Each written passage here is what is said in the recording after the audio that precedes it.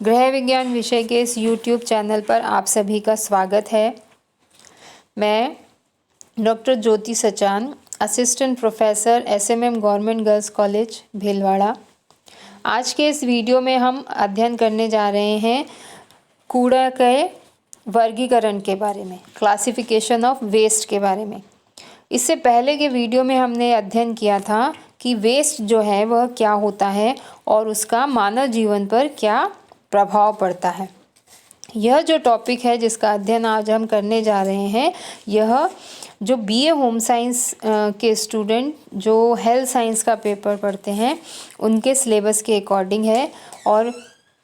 जो storage of waste का जो टॉपिक चल रहा है उसका सेकेंड पार्ट आज हम पढ़ रहे हैं, क्लासिफिकेशन ऑफ वेस्ट।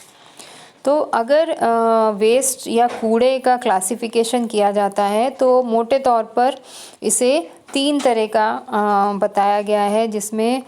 जो प्रथम होता है वह मल मूत्र प्रकार का कूड़ा होता है, और दूसरा औद्योगिक संस्थानों से या रासायनिक कल कारखाने जो होते हैं वहाँ से जो निकलने वाला कूड़ा होता है वो दूसरी कैटेगरी के अंदर आता है, और तीसरे प्रकार का जो कूड़ा होता है जो घरेलू और किचन वेस्ट जिसको हम कहते हैं, हाउस होल्ड वेस्ट जिसको हम कहते हैं, वो इसके अंतर्गत आता है।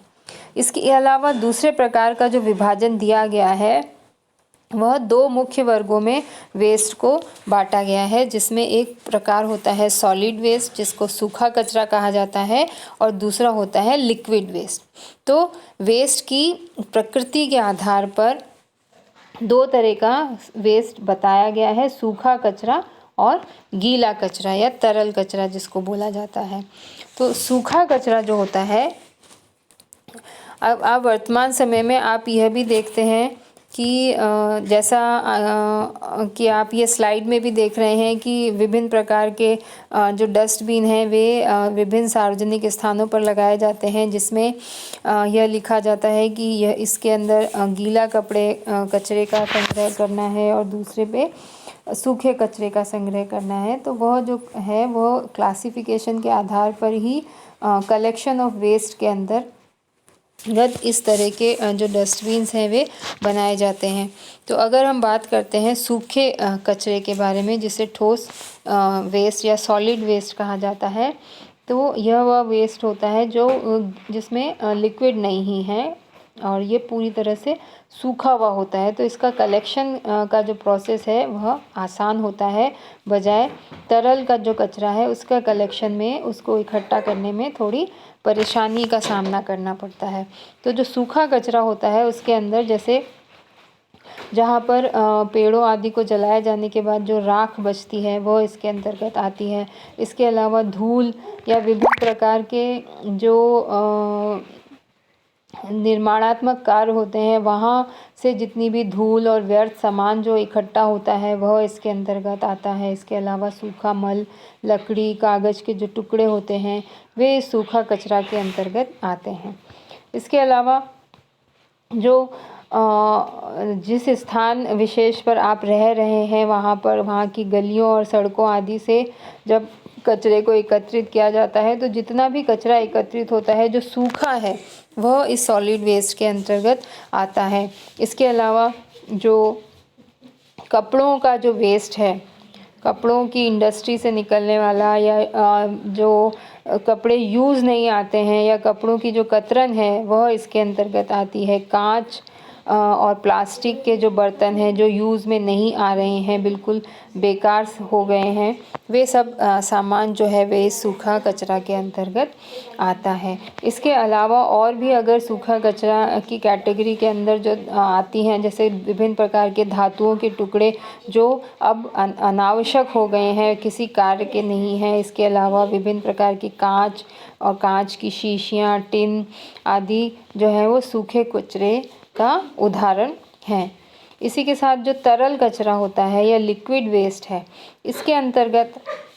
जितने भी जानवर हैं, मवेशी हैं या पालतू जानवर हैं, उनका जो मल मूत्र निकलता है और गौशाला के अंदर जितना भी मल मूत्र एकत्रित होता है वह इस तरल कचरे के अंतर्गत आता है। इसके अलावा जो कसाई खाना होता है वहाँ से जो कूड़ा प्राप्त होता है, और मुख्य रूप से जो तरल वेस्ट जो है वो एकत्रित होता है। अगर शहरों की बात की जाए या नगर पालिका, नगर परिषद स्तर की बात की जाती है, तो जो सड़क और नालियों का जो कचरा होता है वह बहुत ही बड़े पैमाने पर इकट्ठा होता है, और उस कचरे का निस्तारण करना एक बहुत कठिन कार्य होता है, क्योंकि शहर का सारा कचरा शहर के जो नाले हैं वहाँ पर एकत्रित हो जाता है, जो इस लिक्विड वेस्ट के अंतर्गत आता है। इसके अलावा जो सड़े गले फल हैं, सब्जी मंडियाँ, जो बड़े बड़े थोक बाज़ार, अनाज मंडियाँ हैं, वहाँ से जो निकलने वाले सब्जियों का वेस्ट है, फल जो होते हैं वे जो ख़राब हो जाते हैं उनका जो वेस्ट है। इसके अलावा जो बगीचे होते हैं, वाटिकाएं होती हैं, वहाँ से जो पौधे और वनस्पति होते हैं, वे सारे जो वेस्ट हैं वे भी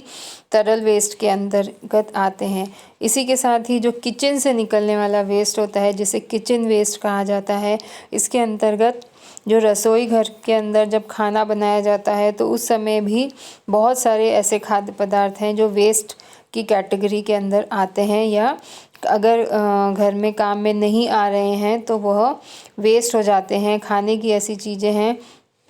और ये जो वेस्ट होता है, यह वेस्ट जो है वो लिक्विड वेस्ट के अंतर्गत आता है। इसके अलावा जो मरे हुए जानवर होते हैं और उनका जो निष्कासन अगर नहीं किया जाता है तो वह भी बहुत ही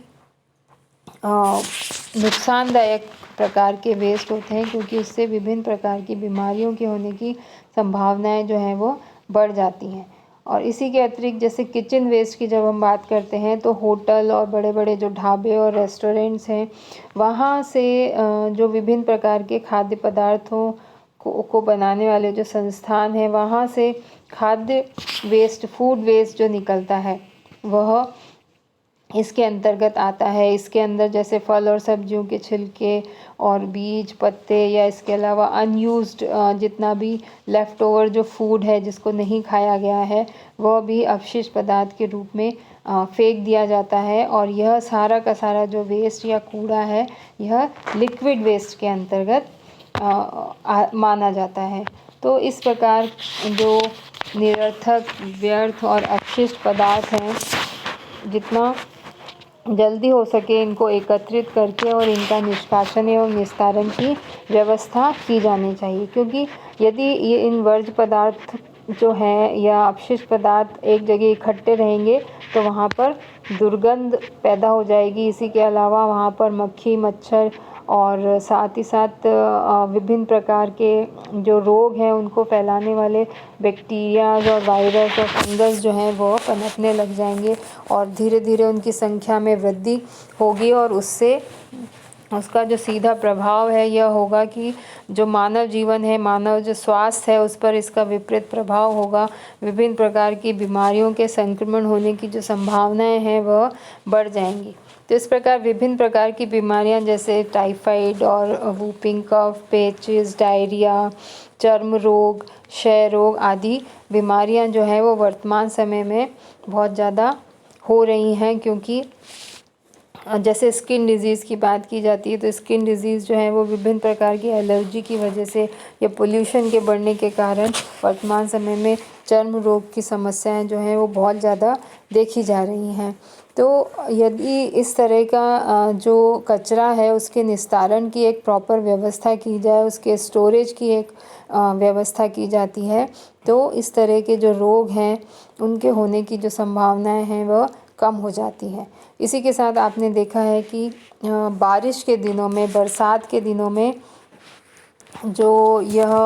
कचरा की जो मात्रा है, या यूँ हम कहें कि उस समय जो ये कचरा है सारा बहकर नदियों में, तालाबों में, जलाशयों में चला जाता है, और वहाँ जाकर फिर ये जल प्रदूषण करता है और उसी के साथ साथ वायु प्रदूषण भी करता है। तो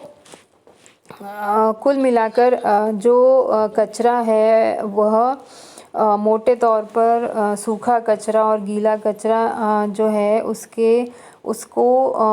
उचित व्यवस्थाओं के द्वारा उसका संग्रहण, निष्कासन और निस्तारण किया जाना चाहिए। और कूड़े का जो संग्रहण, निष्कासन और निस्तारण की जो प्रक्रिया होती है उसको अपमार्जन या स्कैवेंजिंग कहा जाता है। और जब मानव का जो मलमूत्र होता है उसके संग्रहण, निष्कासन और निस्तारण की जो प्रक्रिया होती है उसे मल वाहन कहलाता है। तो कूड़े के निष्कासन के लिए ऐसी विधि का प्रयोग करना चाहिए जिससे सार्वजनिक जो हमारा वातावरण है वह प्रदूषित ना हो और किसी भी तरह से वातावरण पर दूषित प्रभाव ना पड़े, और साथ ही साथ मानव जो स्वास्थ्य है उसको स्वस्थ रखा जा सके, एक हेल्दी लाइफ जी जा सके। इसके लिए आवश्यक है कि जो भी वेस्ट एकत्रित हो रहा है उसका प्रॉपर जो है वो स्टोरेज किया जाए और उसके बाद उसका रिमूवल और उसका निस्तारण किया जाना अत्यंत ही आवश्यक होता है। धन्यवाद।